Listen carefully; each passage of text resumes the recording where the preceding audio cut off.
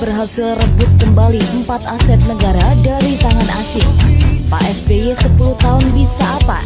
Ditulis oleh tim redaksi jurnal dari berbagai sumber. Keempat aset asing yang berhasil direbut kembali di masa pemerintahan Presiden Joko Widodo, sebagaimana dilansir dari terkini.id. Antara lain, pertama, Freeport. Pada tahun 2018, Jokowi berhasil mengembalikan kekayaan negara, yaitu tambang keras Teluk Papua dari Freeport. Kini Freeport Indonesia menguasai saham mayoritas dari Freeport, yaitu sebesar 51%. Padahal sebelumnya Indonesia hanya mendapatkan saham sebesar 9,36% saja. Yang kedua, Blok Rokan. Aset asing di Indonesia berikutnya yang berhasil direbut kembali oleh Presiden Joko Widodo adalah Blok Rokan atau blok penghasil migas terbesar di Indonesia. Melansir CNBC-Indonesia.com, Blok Rokan dulunya dikuasai oleh perusahaan tambang raksasa dari Amerika Serikat, yaitu Chevron.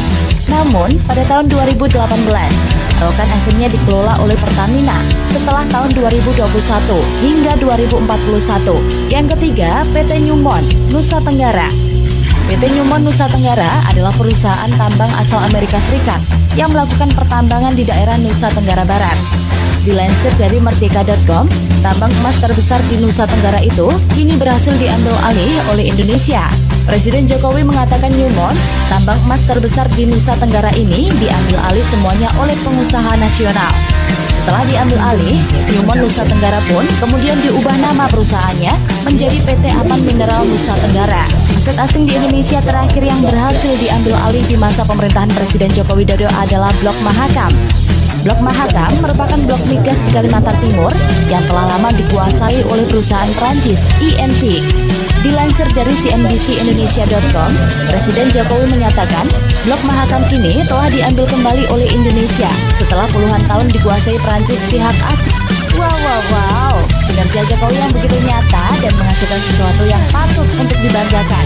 Presiden Jokowi adalah tipikal manusia yang berbakti, jiwa dan raganya untuk negeri ini. Tidak hanya sekedar berbicara mengaku patriot dan nasionalis tanpa berbuat apa-apa. Namun masih ada saja yang mencibir dan mendeskripsikan Jokowi sebagai presiden. Siapa lagi yang berkelakuan seperti itu kalau bukan tetangga sebelah yang cuma sibuk pencitraan doang tanpa bekerja keras?